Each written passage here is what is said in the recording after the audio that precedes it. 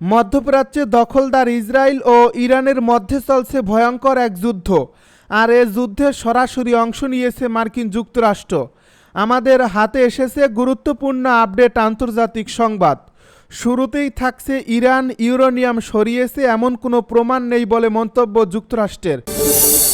এবারে জানিয়ে দিব আমেরিকার মাটিতে বিস্ফোরণ ঘটিয়ে ইরানকে ফাঁসানোর ইসরায়েলি চক্রান্ত ফাঁস। এদিকে পরিকল্পনা থাকলেও খামেনিকে হত্যার কোনো সুযোগ পায়নি ইসরায়েল। এবারে থাকছে গাজায় যুদ্ধবিরতিতে একমত ট্রাম্প ও নেতানিয়াহু। এবারে থাকছে ইউক্রেনে আরও একটি গ্রাম দখলের দাবি রাশিয়ার। সব শেষে জানিয়ে দিব ২০ মাসে মধ্যপ্রাচ্যের ৫ অঞ্চলে ইসরায়েলের ৩৫,০০০-এরও বেশি হামলা। এতক্ষণ শুনছিলেন আপডেট আন্তর্জাতিক সংবাদের শিরোনাম, এবারে বিস্তারিত। তবে তার আগে অনুরোধ রইল ভিডিওটিতে একটি লাইক এবং কমেন্ট করে জানিয়ে দিন ভিডিও সম্পর্কে আপনার মূল্যবান মতামত। আরও জানিয়ে দিন ভিডিওটি কোথা থেকে দেখছেন বা কোন জেলা থেকে দেখছেন। ইরান ইউরেনিয়াম সরিয়েছে এমন কোনো প্রমাণ নেই জানালো যুক্তরাষ্ট্র। যুক্তরাষ্ট্রের প্রতিরক্ষা মন্ত্রী পিট হেগসেথ বলেছেন, ইরান তার সমৃদ্ধ ইউরেনিয়ামের কোনো অংশ সরিয়ে নিয়েছে এমন কোনো গোয়েন্দা তথ্যের কথা জানায়নি তারা। গত বৃহস্পতিবার এক সংবাদ সম্মেলনে হেগসেথ এ কথা বলেন। গত শনিবার যুক্তরাষ্ট্রের সামরিক বাহিনীর বোমারু বিমানগুলো ইরানের ৩টি পারমাণবিক স্থাপনার উপর হামলা চালায়। সেখানে ৩০,০০০ পাউন্ড ওজনের ১ ডজনের বেশি বাংকার বাস্টার বোমা ব্যবহার করা হয়। এই হামলার ফলাফল গভীরভাবে পর্যবেক্ষণ করা হচ্ছে, যাতে বোঝা যায় এটি ইরানের পারমাণবিক কর্মসূচিকে কতটা পিছিয়ে দিতে পেরেছে। হেগসেথ বলেন, আমি এমন কোনো গোয়েন্দা তথ্য দেখিনি বা জানি না যা বলছে যেসব জিনিস যেখানে থাকার কথা ছিল সেগুলো সরিয়ে ফেলা হয়েছে বা অন্য কোথাও নেওয়া হয়েছে। সংবাদ সম্মেলনে সাংবাদিকদের সঙ্গে কথোপকথনের পুরোটা পর্যবেক্ষণ করেন যুক্তরাষ্ট্রের প্রেসিডেন্ট ডোনাল্ড ট্রাম্প। তিনি তার প্রতিরক্ষা মন্ত্রীর বক্তব্যকে সমর্থন করে বলেন, কিছু সরিয়ে নিতে অনেক সময় লাগত। নিজের সামাজিক যোগাযোগ মাধ্যম প্ল্যাটফর্মে ট্রাম্প লিখেছেন, ফোর্দো পারমাণবিক স্থাপনায় হামলার বাইরে যেসব গাড়ি আর ছোট ট্রাক ছিল সেগুলো ছিল কংক্রিট শ্রমিকদের, যারা টানেলের মুখ ঢাকার কাজ করছিল। কোনো কিছুই ওই স্থান থেকে সরানো যায়নি। তবে তিনি এ দাবির পক্ষে কোনো প্রমাণ দেননি।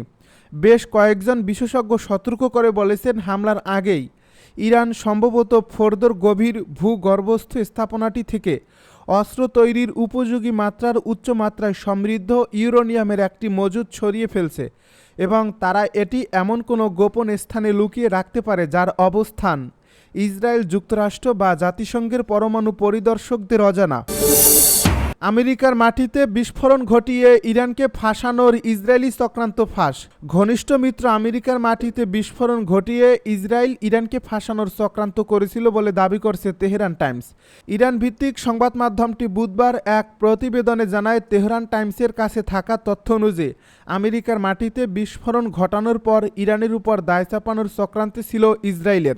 এর দৃশ্যত লক্ষ্য ছিল আমেরিকা ও ইরানের মধ্যে পূর্ণ মাত্রায় যুদ্ধের উস্কানি দেওয়া। তেহরান টাইমস জানায়, ইসরায়েলের পরিকল্পনার মধ্যে ছিল আমেরিকার ভেতরে ধ্বংসাত্মক কোনো ঘটনার মঞ্চায়ন এবং তথ্য প্রমাণ নকল করে ইরানের দিকে ইঙ্গিত করা, এবং এর উদ্দেশ্য ছিল আমেরিকান জনগণের মনোভাব পরিবর্তন করে ইরানের বিরুদ্ধে সামরিক ব্যবস্থায় প্ররোচনা দেওয়া। ওই প্রতিবেদনে উল্লেখ করা হয়, বন্ধুপ্রতিম একটি দেশের কাছ থেকে তথ্য পেয়ে ইরান চক্রান্তটি উদ্ঘাটন করে। সম্ভাব্য হামলার কথা জেনে আমেরিকান কর্মকর্তাদের কাছে বার্তা পাঠায় ইরান, যার মাধ্যমে বিস্ফোরণের পরিকল্পনা বাস্তবায়ন ঠেকিয়ে দেয় মধ্যপ্রাচ্যের এ দেশটি। বিভিন্ন সংবাদ মাধ্যমে প্রকাশিত আশঙ্কাকে সত্যি করে ইরানে গত ১৩ জুন হামলা করে ইসরায়েল। ওই হামলার ১২ দিন পর যুদ্ধ বন্ধে তেহরান ও তেল আবিব সম্মত হয় বলে জানান মার্কিন প্রেসিডেন্ট ডোনাল্ড ট্রাম্প। পরিকল্পনা থাকলেও খামেনিকে হত্যার সুযোগ পায়নি ইসরায়েল। ইসরায়েলের প্রতিরক্ষা মন্ত্রী ইসরায়েল কাতজ দাবি করছেন, যুদ্ধে ইরানের সর্বোচ্চ নেতা আয়াতুল্লাহ আলী খামেনিকে হত্যার পরিকল্পনা ছিল ইসরায়েলের, তবে সেই সুযোগ তারা পাননি। বৃহস্পতিবার ইসরায়েলি টেলিভিশন চ্যানেল 13কে দেওয়া এক সাক্ষাৎকারে কাতজ এ কথা জানান। তিনি বলেন, আমরা খামেনিকে নির্মূল করতে চেয়েছিলাম কিন্তু কোনো কার্যকরী সুযোগ ছিল না। সাক্ষাৎকারে তাকে আরও প্রশ্ন করা হয়, এমন একটি হামলার জন্য কি যুক্তরাষ্ট্রের অনুমতির প্রয়োজন ছিল? এর জবাবে ইসরায়েল কাতজ বলেন, এসব ক্ষেত্রে ক্ষেত্রে আমাদের যুক্তরাষ্ট্রের অনুমতির প্রয়োজন হয় না। এর মধ্যে বৃহস্পতিবার জাতির উদ্দেশ্যে ভাষণ দিয়েছেন খামেনি। এ ভাষণে তিনি বলেন, ভুয়া ইহুদিবাদী সরকারকে আমরা যুদ্ধে পরাজিত করেছি। এছাড়া তিনি যুক্তরাষ্ট্রের দিকেও ইঙ্গিত করে বলেন, ইরান তাদের মুখে থাপ্পড় মেরেছে। ধারণা করা হচ্ছে যুদ্ধ শুরু হওয়ার পর খামেনি নিরাপদ আশ্রয়ে চলে গিয়েছিলেন এবং সেখান থেকেই তিনি এ বক্তব্য দিয়েছেন। গাজায় যুদ্ধবিরতিতে একমত ট্রাম্প ও নেতানিয়াহু। যুক্তরাষ্ট্রের প্রেসিডেন্ট ডোনাল্ড ট্রাম্প ও ইসরায়েলের প্রধানমন্ত্রী বেনিয়ামিন নেতানিয়াহু গাজা যুদ্ধ শেষ করার বিষয়ে একমত হয়েছেন। পরিকল্পনা অনুযায়ী আগামী 2 সপ্তাহের মধ্যে গাজায় যুদ্ধ বন্ধ হবে। বৃহস্পতিবার ইসরায়েলি সংবাদ মাধ্যমের বরাতে খবর জানিয়েছে সংবাদ মাধ্যম ডেইলি এক্সপ্রেস। সূত্রের বরাত দিয়ে জানানো হয়েছে, এই সিদ্ধান্ত আসে 2 নেতার মধ্যে এক ফোনালাপের মাধ্যমে। আলোচনায় একটি রূপরেখা নির্ধারণ করা হয়েছে, যার মাধ্যমে আগামী 2 সপ্তাহের মধ্যে যুদ্ধবন্ধের পথ তৈরি হবে। চুক্তির গুরুত্বপূর্ণ দিক হল ফিলিস্তিনের স্বাধীনতাকামী গোষ্ঠী হামাসকে গাজা থেকে সরিয়ে নেওয়া হবে। গাজা শাসন করবে একটি নতুন প্রশাসন। সংযুক্ত আরব আমিরাত, মিশর এবং আরও 2টি আরব রাষ্ট্রের যৌথ ব্যবস্থাপনায় চলবে। এছাড়াও চুক্তির শর্তানুযায়ী হামাসের হাতে থাকা সকল জিম্মিকে মুক্ত করা হবে বলে জানা গেছে। সাম্প্রতিক যুক্তরাষ্ট্রের নেতৃত্বে ইরানের পারমাণবিক স্থাপনাগুলোর উপর হামলার পরপরই একটি 4 পরীক্ষা গোপন ফোনালাপ হয়েছে বলে আন্তর্জাতিক গণমাধ্যমে খবর এসেছে।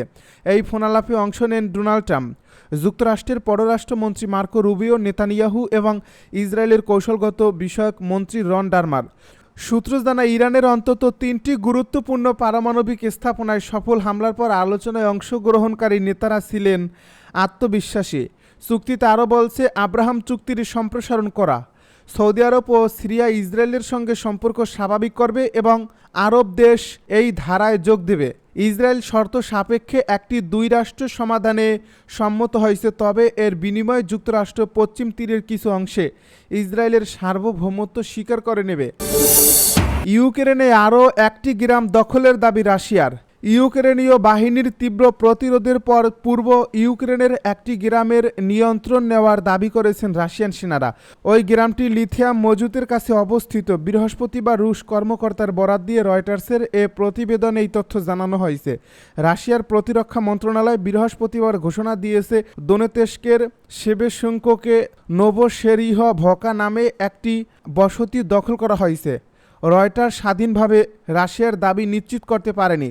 এছাড়া এ বিষয়ে ইউক্রেনের কাছ থেকে তাৎক্ষণিকভাবে কোনো মন্তব্য পাওয়া যায়নি। এদিকে স্থানীয় সময় বৃহস্পতিবার আবারও বন্দি বিনিময় করছে রাশিয়া ও ইউক্রেন। মস্কো ও কিয়েভ জানায় উভয় পক্ষের সেনারা নিজ নিজ দেশে ফিরছেন। ইউক্রেন জানায়, ফিরিয়ে আনা বেশিরভাগ সেনা 2022 সাল থেকে বন্দী ছিলেন। অন্যদিকে রাশিয়ার প্রতিরক্ষা মন্ত্রণালয় জানায়, মুক্ত সেনারা বর্তমানে বেলারুশের চিকিৎসা ও পুনর্বাসন সেবা নিচ্ছেন। 20 মাসে মধ্যপ্রাচ্যের 5 অঞ্চলে ইসরায়েলের 35,000 হামলা। 20 মাসেরও বেশি সময় ধরে ফিলিস্তিন ভূখণ্ড সহ মধ্যপ্রাচ্যের 4 দেশে প্রায় 35,000 হামলা চালিয়েছে ইসরায়েল। এর মধ্যে সবচেয়ে বেশি হামলা হয়েছে ফিলিস্তিনে। ইসরায়েলের হামলার শিকার হওয়া দেশ 4টি হলো ইরান, সিরিয়া, লেবানন ও ইয়েমেন। যুক্তরাষ্ট্রভিত্তিক অলাভজনক প্রতিষ্ঠান armed conflict location and event data project এ তথ্য তুলে ধরছে। 2023 সালের 7 অক্টোবর থেকে ফিলিস্তিনের গাজায় হামলা চালাচ্ছে ইসরায়েল। এরপর গত 23 জুন ইরানের সঙ্গে যুদ্ধবিরতিতে যায় ইসরায়েল। মাঝের 20 মাসেরও বেশি সময়ে মধ্যপ্রাচ্যের বিভিন্ন অঞ্চলে ইসরায়েলের হামলার তথ্য বিশ্লেষণ করছে এসিএলআই। মাঝের 20 মাসেরও বেশি সময়ে মধ্যপ্রাচ্যের বিভিন্ন অঞ্চলে ইসরায়েলের হামলার তথ্য বিশ্লেষণ করছে এসিএলইডি। এসিএলইডির নথিবদ্ধ তথ্য অনুযায়ী ইসরায়েল সবচেয়ে বেশি অন্তত 18,235টি হামলা চালিয়েছে ফিলিস্তিনিদের ভূখণ্ড লক্ষ্য করে। লেবাননে 15,520টি হামলা চালিয়েছে দেশটি। এরপর যথাক্রমে সিরিয়া 616টি, ইরানে 58টি ও ইয়েমেনে 39টি হামলা চালিয়েছে ইসরায়েলি এই বাহিনী।